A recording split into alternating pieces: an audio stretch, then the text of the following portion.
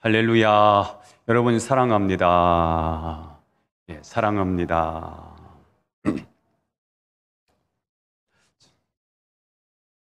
아브라함은 하나님의 말씀에 순종하여 마침내 가나안 땅에 도착했습니다.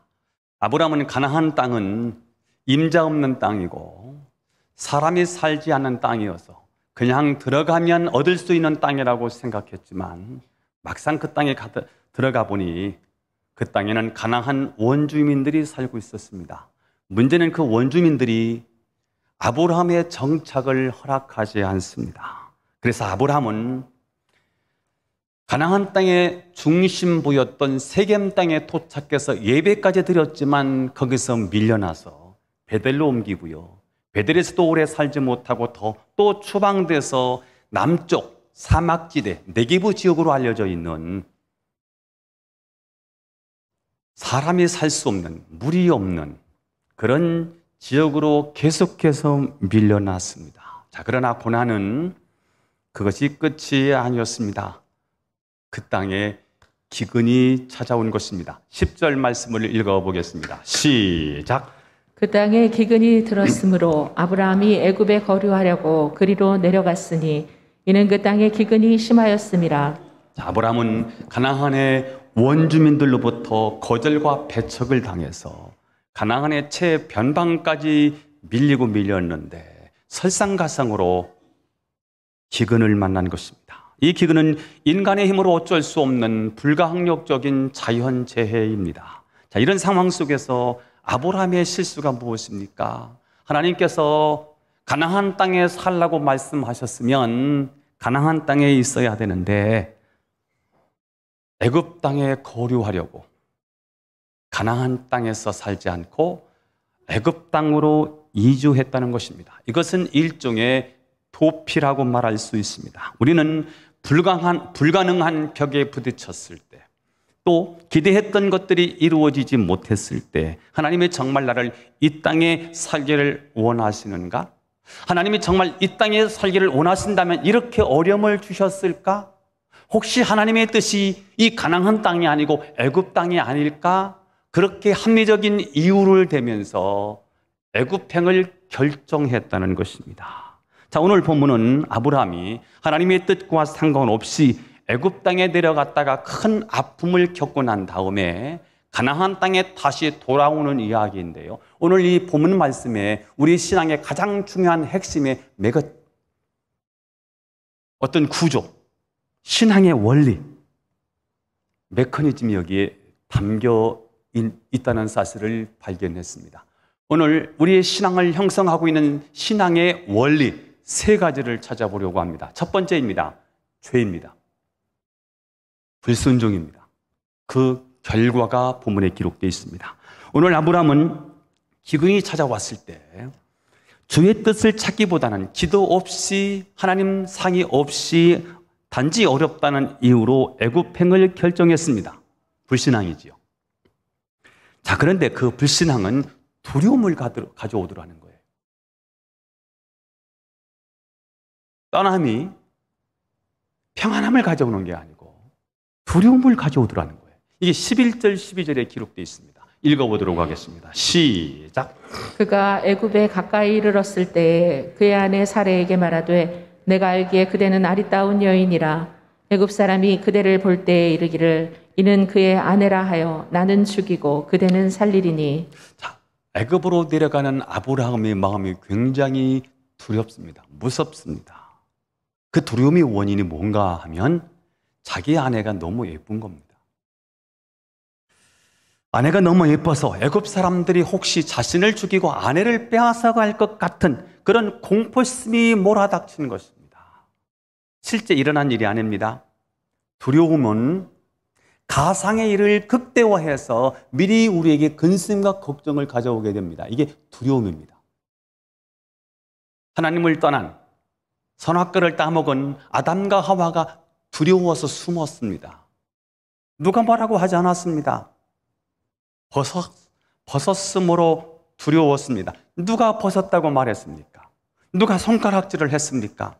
누구도 그런 일이 없었는데 스스로 이 두려움은 이렇게 미리 앞당겨서 근심과 걱정을 가져오게 되는 거지요. 이 두려움을 해결하기 위한 아브라함의 해결 방법이 무엇입니까? 거짓말이에요. 13절을 읽어보겠습니다. 시작. 원하건대 그대는 나의 누이라 하라. 그러면 내가 그대로 말미암아 안전하고 내 목숨이 그대로 말미암아 보존되리라 하니라. 아브라함은 자기 아내를 빼앗고 자기를 죽일 것 같은 그 공포심에, 두려움에 사로잡혀서 자기 아내에게 제안합니다. 여보, 누가 당신에게 나와의 관계를 묻거든 누이 동상이라고 그래? 이게 누가 한 말이지요? 믿음의 조상 아브라함이 굉장히 사나이답지 못한, 굉장히 치사하고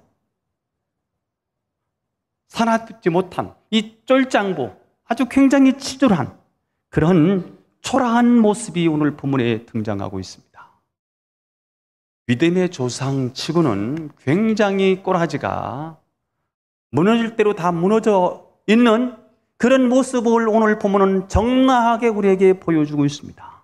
이것이 바로 우리가 흠모하는 믿음의 조상 아브라함의 모습이었다는 사실에 누가 현재 나의 신앙을 자신할 수 있겠으며 그 누가 타인을 향해서 못났다, 악하다, 비열하다라고 그렇게 비난하고 정죄할 수 있겠습니까? 한때의 신앙이 있다고 생각했던 그 자체가 흔적도 없이 사라지는 모습을 보면서 오늘 우리에게 하나님은 단 한순간도 방심할 수 없는 것이 우리의 신앙이라는 사실을 알려주고 있습니다. 옛날 10년 전에 20년 전엔 내가 그래도 왕년에 신앙에 한가닥했어. 근데 지금은요, 아브라함이 무너지는 모습을 보고요, 그 누구도 장담할 수 없는 것이 신앙의 길이라는 사실을 우리는 오늘 본문에서 배우게 됩니다. 드디어 아브라함이 염려한 대로 바로 그 일이 생겼습니다. 14절을 읽습니다. 시작. 아브라함이 애굽에 이르렀을 때에 애굽 사람이 그 여인이 심히 아리따움을 보았고. 자, 애굽에 도착하니까 아니나 다를까 애굽 사람들이 사례를 보고요, 어떻게 이런 여자를 아내로 얻었느냐 그러면서 극찬을 하고 칭찬을 하는 거예요. 더 큰 문제는 바로의 신하들이 사례의 미모를 보게 된 것입니다. 15절입니다. 시작. 바로의 고관들도 그를 보고 바로 앞에서 칭찬함으로 그 여인을 바로의 궁으로 이끌어들인지라. 가만히 있으면 좋았을 것을 자꾸 자기 누이 동생이라고 말하니까 바로의 신하들이 이렇게 아름다운 여자는, 이렇게 예쁜 여자는 우리의 왕 바로 왕의 후처가 되어야 된다고 하면서 사례를 후궁으로 추천을 하게 된 것입니다. 이때라도 제대로 말을 했더라면 아마 아내를 빼앗기지 않았을 텐데 끝까지 하나님이 기회를 주시는데도 그 기회를 포착하지 못하고 기회를 놓치고 말면서 결국은 아내를 빼앗기고 말았습니다. 거짓말은 또 다른 거짓말을 낳습니다.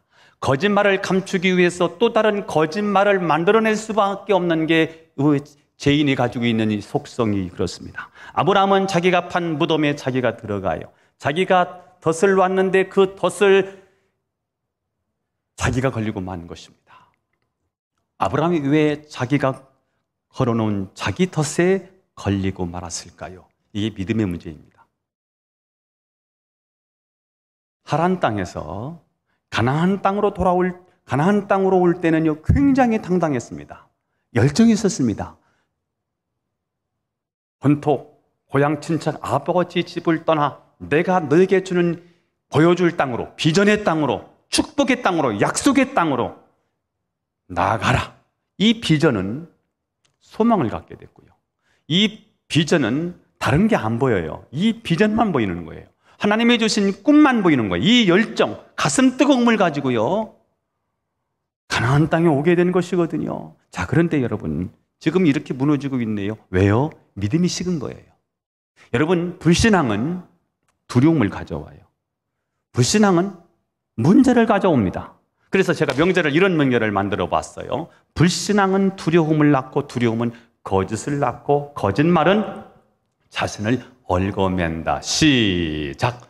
불신앙은 두려움을 낳고 두려움은 거짓말을 낳고 거짓말은 자신을 얽어맨다.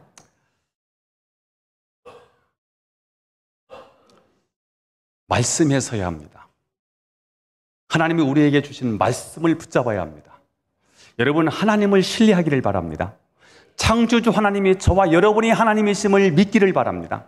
그분이 주신 말씀이 지금도 살아 역사하시는 하나님의 말씀인 것을 믿기를 축복합니다.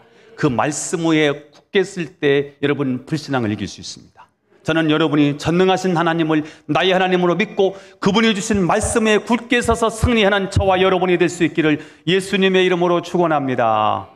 두 번째는 성경에 나타나 있지 않지만 성경 속에 숨어 있는 메시지입니다. 하나님 역사하실 수밖에 없도록 우리가 하나님 앞에 해야 하는 결단이 있더라고요. 그게 뭘까요? 회개, 아브라함의 회개와 기도가 오늘 본문 속에 숨어 있는 것을 제가 묵상하면서 찾아냈어요. 그래야 신앙이 완성이 되거든요. 자, 16절을 읽어보겠습니다. 16절 시작. 이에 바로가 그로 말미암아 아브라함을 후대함으로 아브라함이 양과 소와 노비와 암수 나귀와 낙타를 얻었더라. 자, 바로 왕이 사례를 아내로 얻으면서 아브라함을 후대합니다. 소와 양, 낙타, 나귀 이런 값나가는 가축들과 노비들을 왕이 하사품으로 아브라함에게 줍니다. 왜 줬을까요? 오늘 본문에 빨간 것이 누구로 말미암아? 그로 말미암아. 그가 누구지요? 사례로 말미암아. 즉 왕궁에 들어간 사례가 바로 왕에게 아브라함을 잘 해달라고 간청했기 때문에 특별히 좀 봐달라고 그렇게 부탁을 했기 때문에 아브라함을 후대했다는 것입니다. 보통 여자라면 이 상황에서 분노하고 미워함이 마땅한데 사례는 온몸을 던져서 남편을 감싸고 남편을 끝까지 남편을 위해서 헌신하고 있는 모습입니다. 그래서 아브라함은 사례로 인하여 부유해졌습니다. 그러나 여러분, 아브라함의 행복, 아브라함의 마음은 정말 행복했을까요? 아브라함의 마음은 정말 만족했을까요? 너무너무 괴로웠을 거예요. 왜냐하면 사람은 배불러서 사는 게 아니에요. 사람은 등 따셔서 사는 게 아니에요. 사람은 돼지가 아니거든요. 사람은 의미로 살고요. 사람은 가치로 살고요. 사람은 생명으로 사는 존재잖아요. 이 마음이 채워지지 않으면요, 사람은 살 수가 없는 존재이지 않습니까? 얼마나 괴로웠겠어요. 아브라함은 너무너무 무서워서 두려워서 그만 자기 아내를 누이로 속여서 팔아먹고 말았습니다. 그 후 아브라함의 마음은 너무 허전하고 너무 쓸쓸하고 너무 괴롭습니다. 자신의 어리석음과 비겁함을 생각하니까 땅을 치며 통곡할 일입니다. 그런데 그러한 자신을 욕하지 않고 오히려 자신을 보호해주고자 했던 이 자기 아내의 사례를 생각하니까 더욱 마음이 아프고 가슴이 먹먹해지는 것입니다. 그는 지금 물질의 부유함과 삶의 안정을 확보했지만 함께 나눌 수 있는 아내가 없으니 그 부유함과 그 평안이 무슨 소용이 있겠습니까? 아내가 떠나고 나니까 아내의 빈자리가 왜 이렇게 크게 느껴지는지, 외롭고 쓸쓸하고 허전한 그 정도가 아니고요, 마음속에 괴로움이 막 찾아오는데 미칠 것 같은 거예요. 이 고통이요, 이 양심에 막 고동치는데 견딜 수가 없는 거예요.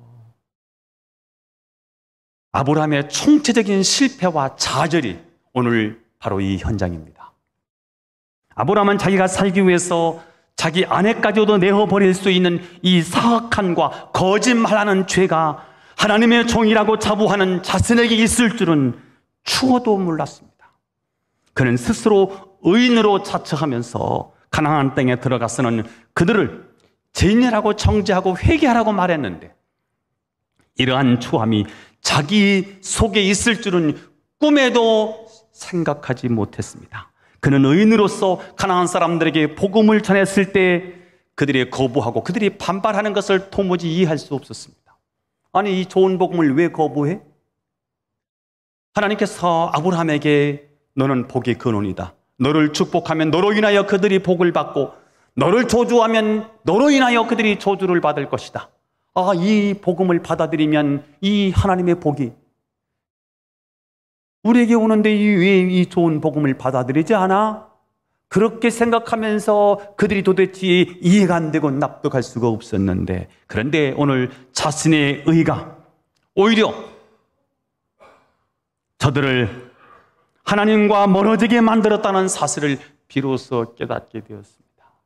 여러분, 우리가 예수를 믿고요, 당당하면 좋은데요, 불신자를 만날 때, 예수 모르는 사람들을 만날 때 너무 격합니다. 너무 과격합니다. 예수님은 인류를 구원하는 방법이요, 당신의 능력을 사용하지 않았어요. 예수님이 우리를 구원하시는 방법은 십자가의 방법이었다는 사실을 아십니까?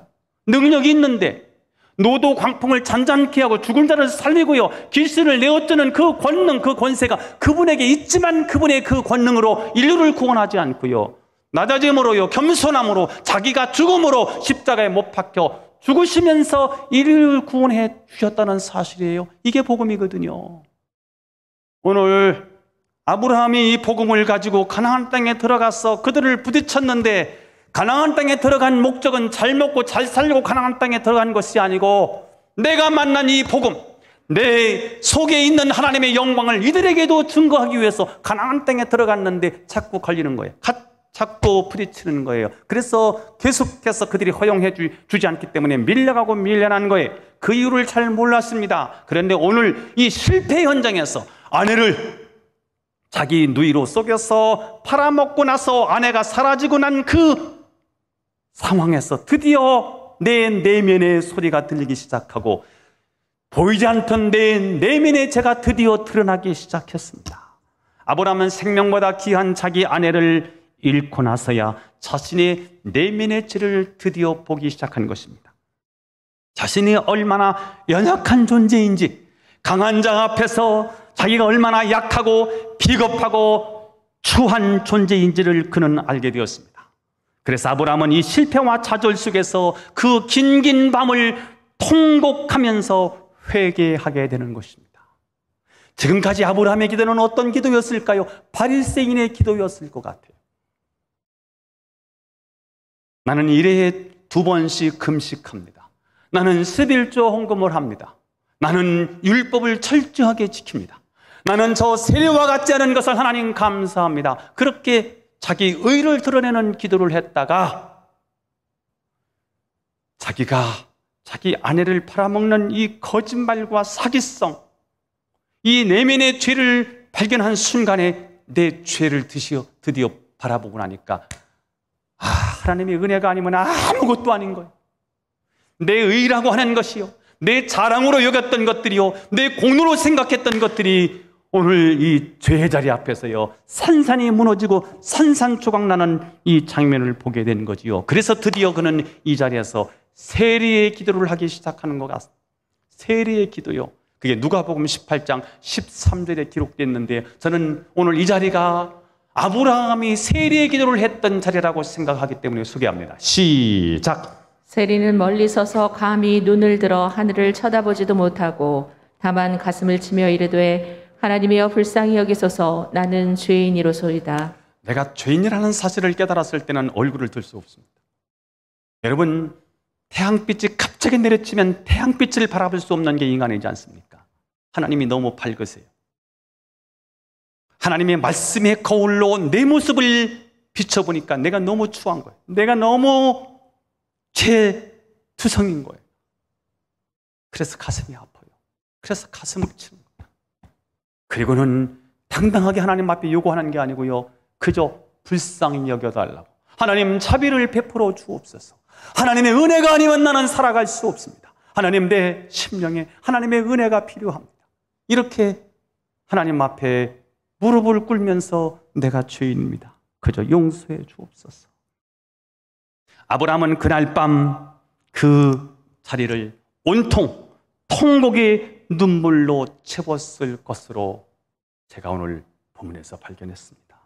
주여 우리의 죄를 용서하여 주소서. 지난 날의 잘못을 사하여 주옵소서.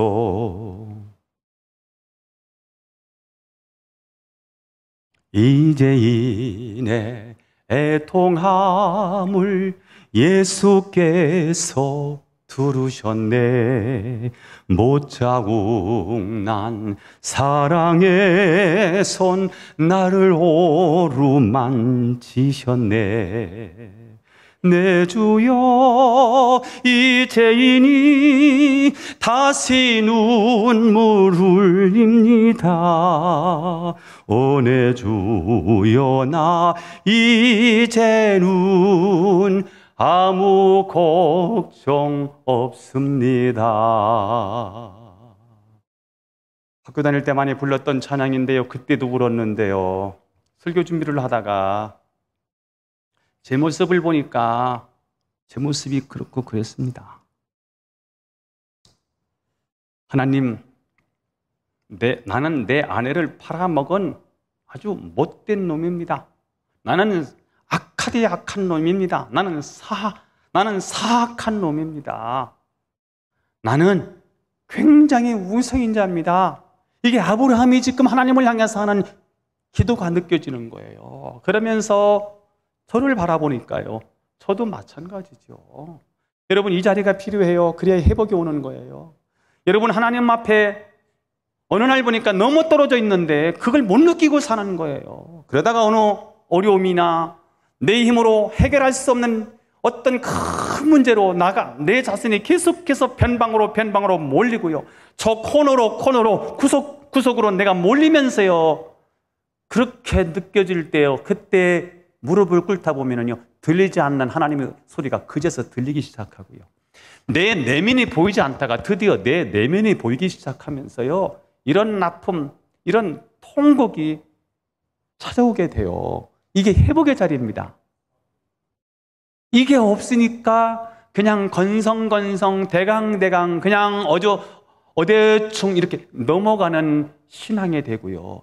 자꾸 신앙을 도치를 하면서 위로를 얻으려고 해요. 윤리를 갖추면 조금, 도덕적이면 조금, 내가 교양이 조금 있으면 신앙인 줄 알아요. 신앙과 교양은 다른 거거든요. 여러분의 인격과 신앙은 정말 다른 거거든요. 여러분, 신앙생활에 가장 어려운 사람이 누군지 아십니까? 도덕적으로 굉장히 깨끗하고 자부하는 사람이 신앙이 어려워요. 오히려 세리가 쉽잖아요. 나는 못됐습니다. 느껴지니까요. 그래서 누가 필요해요? 주가 필요한 거예요. 하나님이 필요한 거예요. 하나님의 은혜가 아니면 나는 안 돼요. 그리고 하나님을 찾으니까 하나님이 오셔서 그의 마음을 만지시는 거예요. 그래서 우리에게 회복이 있는 거 아니겠습니까? 훗날 아브라함의 후손들은 자신의 죄를 용서받기 위해서 짐승을 가지고 제사장 앞으로 나옵니다. 죄인이 제사장 앞에서 자기 죄를 다 실토합니다. 내가 이런 죄를 지었습니다. 그러고 나서 자기가 가져온 그 짐승의 머리를 얹고 안수합니다. 내 죄를 짐승에게 다 옮기는 작업이에요. 이것을 죄의 전가라고 말하지요. 그리고 제사장이 칼을 들고 그 짐승을 죽이고자 할 때 죽지 않으려고 하는 이 짐승의 몸부림과 울부짖음을 보는 거예요. 누가 말입니까? 죄인이. 이게 제사입니다. 그때 죄인은 자기의 죄가 한 생명체를 얼마나 고통스러운 죽음으로 이끌고 가는지를 보고 있는 것입니다. 그 구약의 제사는 보는 거예요. 짐승이 죽어가는 그 광경을 다 보는 거예요. 그 짐승의 몸부림과 그 울부짖음이 죄인의 울부짖음, 죄인의 몸부림이라는 사실을 느껴지는 거예요. 이게 제사예요. 이것이 속죄 제사고요. 이것이 바로 회개의 자리이고요. 오늘 지금 아브라함은 그런 회개를 하고 있는 것입니다. 내 평생 살아온 뒤를 돌아보니 걸음마다 자옥마다 다 죄뿐입니다. 쓰리고 아픈 마음 가눌 길 없어서 골고다 언덕길을 지금 찾아갑니다.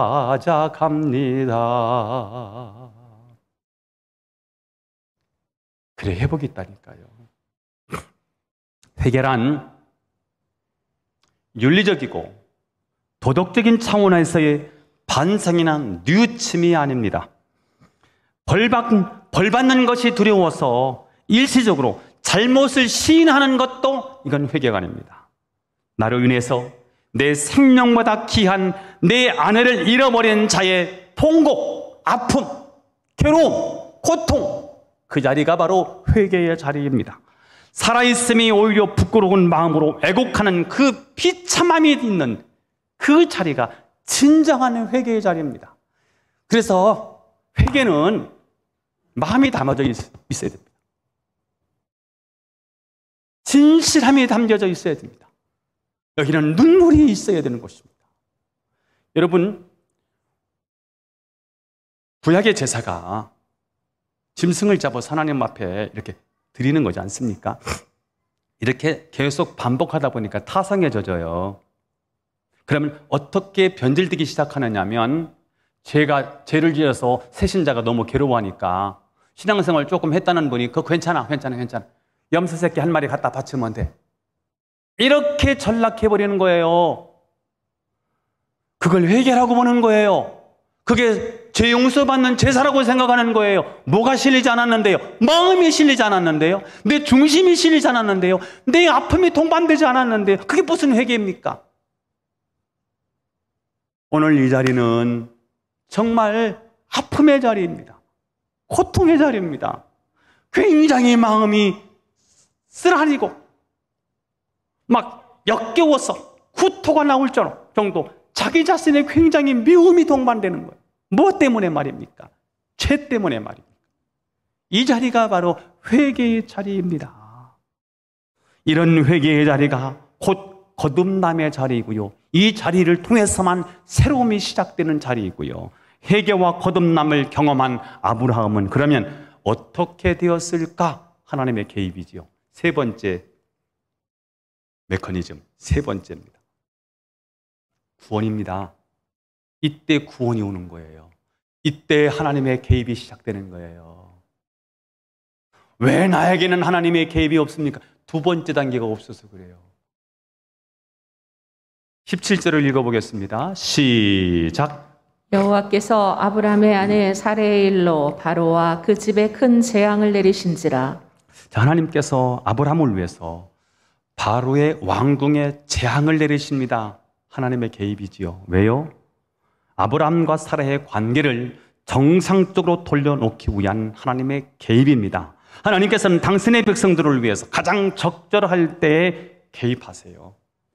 제가 언젠가 이렇게 한번 소개한 적이 있었던 것 같아요. 신앙이 무엇인가? 신앙은 십자가다. 십자가는 무엇인가? 십자가는 더하기다.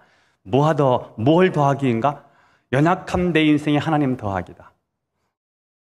내 사업에 하나님 더하기다. 내 삶에 하나님 더하기다. 내 가정에 하나님 더하기다. 여러분, 하나님이 내 인생에 개입하시면 되는 거예요. 하나님의 부유, 하나님의 풍성, 하나님의 넉넉함이 나와 함께 하는 거니까. 이게 최고의 축복 아닙니까? 저는 여러분의 인생에 하나님의 개입하시기를 축복합니다. 여러분의 가정에도 하나님의 오시기를 바라고요. 여러분이 경영하는 모든 생각과 여러분의 경영에도 하나님의 임재하시기를 예수 이름으로 축원합니다. 바로 왕은 이 재앙이 사례를 후궁으로 맞이했기 때문에 자기에게 찾아오는 재앙이라는 사실을 알고 아브라함을 불러서 추궁합니다. 18절 19절입니다. 시작. 바로가 아브라함을 불러서 이르되 내가 어찌하여 나에게 이렇게 행하였느냐? 내가 어찌하여 그를 내 아내라고 내게 말하지 아니하였느냐? 사실 이 사건은 아브라함이 자기 아내를 누이로 속여서 애굽 왕의 아내가 되게 하고요. 자신은 그 반사 이익을 챙긴 시대의 사기극이었습니다. 왕은 이런 엄청난 범죄를 저지른 아브라함을 왕실의 위험과 국가의 자존심을 위해서라도 이 사람을 처형해야 합니다. 죽여야 합니다. 오늘 본문은 내가 어찌하여라는 말을 3번씩이나 반복하고 있는데 이것은 오늘 바로의 마음이 담겨져 있습니다. 바로의 창피함과 분노가 담겨 있는 그 표현이라고 생각해요. 12번이라도 더 죽여야 되겠지요. 끓어오르는 분노를요, 그냥 처리해야 되는 그런 상황입니다. 자, 그런데 엄벌을 내려야 되는 이 왕이 아주 놀라운 말을 합니다. 19절 하반절입니다. 시작. 내 아내가 여기 있으니 이제 데려가라 하고. 자, 애굽 왕은 누구에게 무릎 꿇을 수 있는 자가 아닙니다. 당시 최고의 패권을 쥐고 있는 나라가 애굽이거든요. 그 나라의 왕입니다. 최고의 권력을 가진 자 아닙니까? 누구에게 그가 무릎을 꿇습니까? 자기 자신에게 사기를 친 자를 가만 내버려 둘 수 있겠습니까? 도저히 용서가 안 되는 거지요. 자, 그런데 오늘 참 놀라운 이야기지요. 내 아내를 데려가라. 이게 하나님의 간섭인 거예요. 설명이 불가능한 거예요. 하나님의 간섭. 한번 따라 해보겠습니다. 하나님의 간섭. 하나님의 간섭. 대한민국이 선진국이 됐대요. 왜요? 정식적으로 국가가 103개 나라였는데 102등이 대한민국이었다니까요. 6.25 이후에. 그런데 이 나라가 경제 10위가 됐대요. 왜요? 설명할 수가 없어요. 한강이 무슨 한강의 기적입니까? 대한민국의 기적을 하나님이 허락해 주셨는데 하나님이 개입하신 거예요. 다른 방법이 설명이 불가능한 거예요. 세계사에 이렇게, 여러분 30년 전만 해도요, 대한민국 이렇게 살지를 못했어요. 근데 기독교가 들어오면서 우리 신앙의 선배들이 눈물을 흘리면서 보릿고개가 없어달라고 기도하고요. 구국기도, 대한민국을 위해서 기도하고요. 이렇게 우리 신앙의 선배들이 눈물을 흘려서 이 조국을 위해서, 대한민국의 번영을 위해서 기도했더니 하나님이 이 역사에, 이 역사에 하나님이 개입을 하신 거예요. 아멘 좀 크게 해봐요. 저는 이게 믿어지기를 축복합니다. 자, 이 순간 아브라함의 마음은 어떠했을까? 아, 이제 살았구나 하는 안도의 한숨 함께, 오 주여, 오 하나님, 이 감탄사가 연발되지 않았겠습니까? 죽을 병에 걸렸는데, 그 죽음의 준비를 하고 있었는데 다시 재검을 했더니 죽을 병이 아니래요. 그냥 여기 조금 수술하고 그거 벗겨내면 된대요. 사형 선고를 받았는데 죽음의 형장으로 하는데 왕이, 대통령이 사면장을 가지고 선포를 해버렸어요. 죽어야 되는데. 그러면 어떻게 해야 됩니까? 이거 찬양에 나오죠.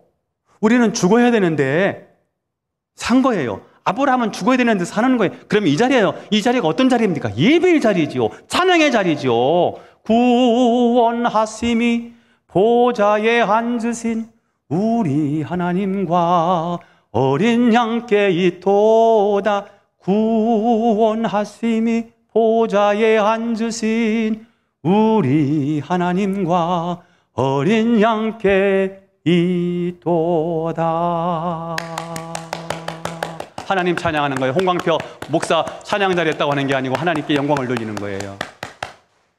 오늘 이 예배가 이 현장에서 일어나는 거예요. 그렇지 않습니까?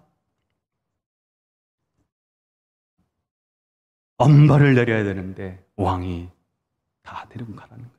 여러분, 구원이라고 하는 것은 우리가 누릴 수 있는 많은 것 중에 한 가지, 그저 그렇고 그런 것이 절대 아니라는 사실을 아셔야 합니다. 죽을 수밖에 없는 내가 그 죽음에서 살아날 수 있는 유일한 길을 얻는 것, 그것을 교회에서 말하는 구원이라고 말하는 거예요.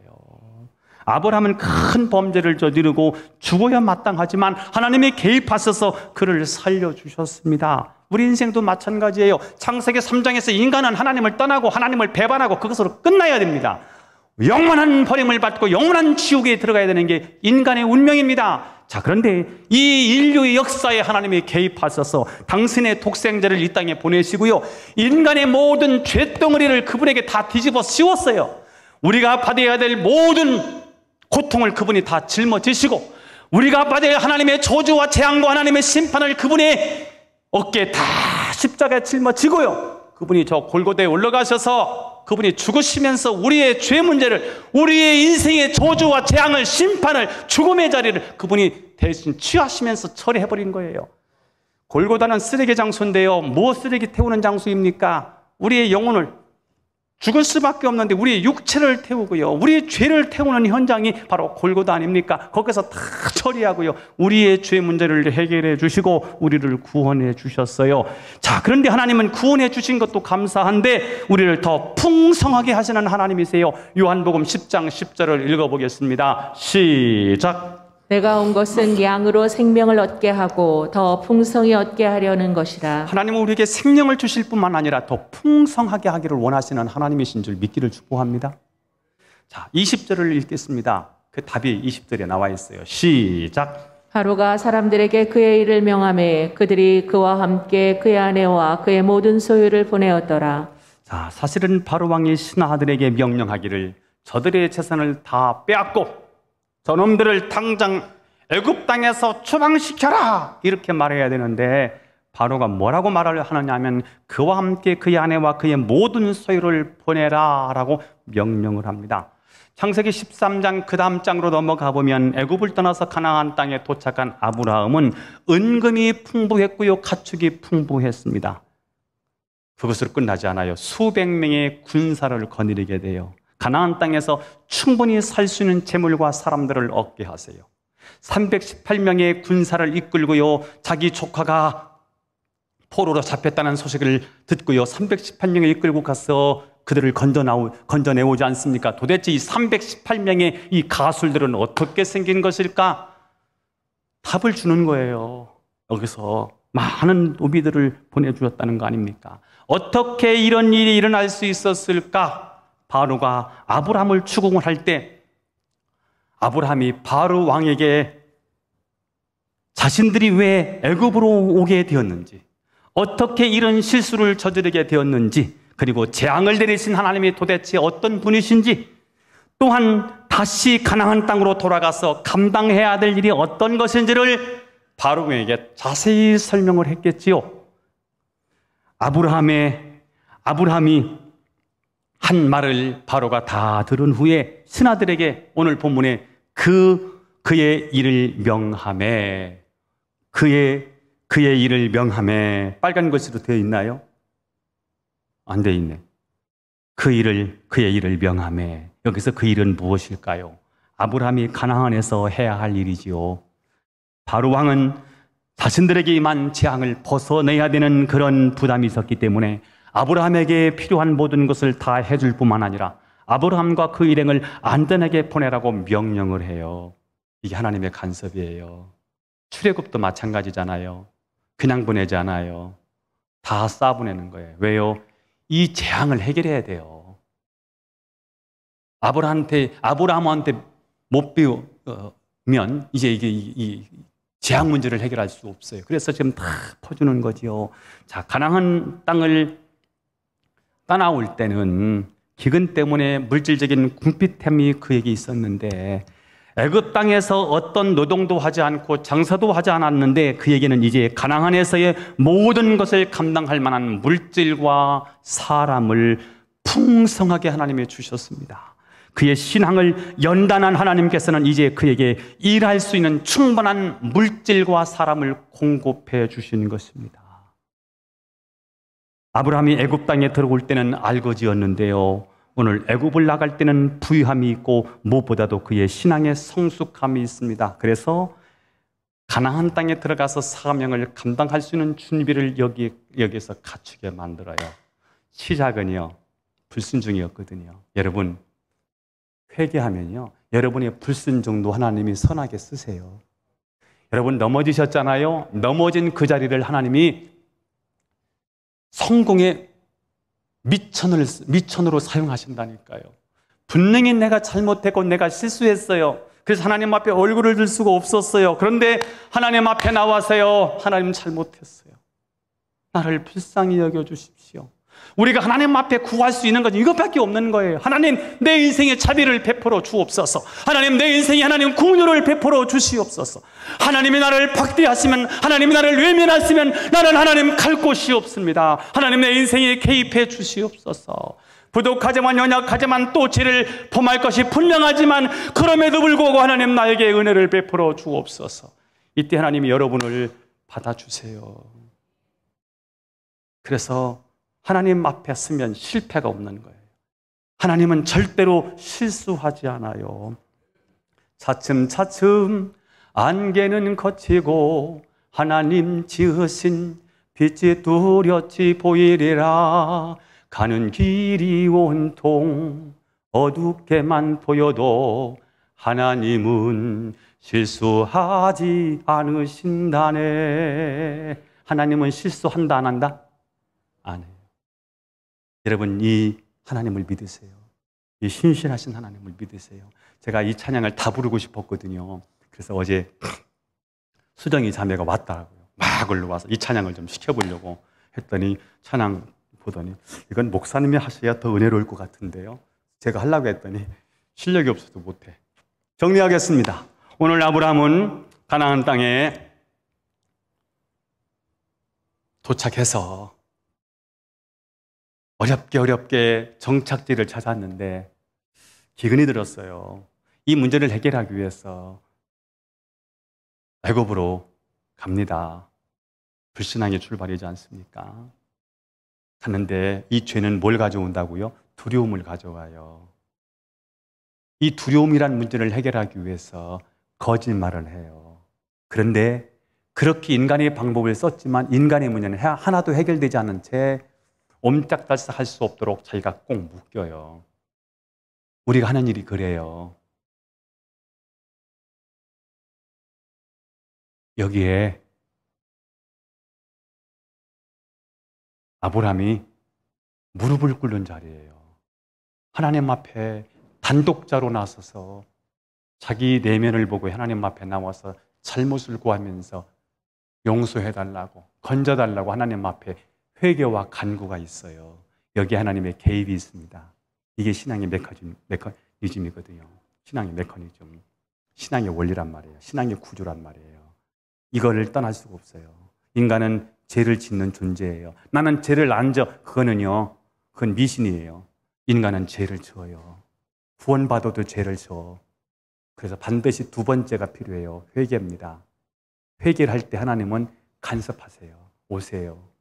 저는 여러분의 인생에 하나님이 간섭하셔서 여러분이 정말 하나님과 동행하시는 하나님의 축복을 받는 진정한 행복자가 되기를 예수님의 이름으로 축원합니다. 기도드리겠습니다. 하나님 감사합니다. 찬양합니다. 오늘 말씀을 주셨는데 이 말씀을 가슴속에 새기고 승리하게 하옵소서. 예수님의 이름으로 기도하옵나이다. 아멘.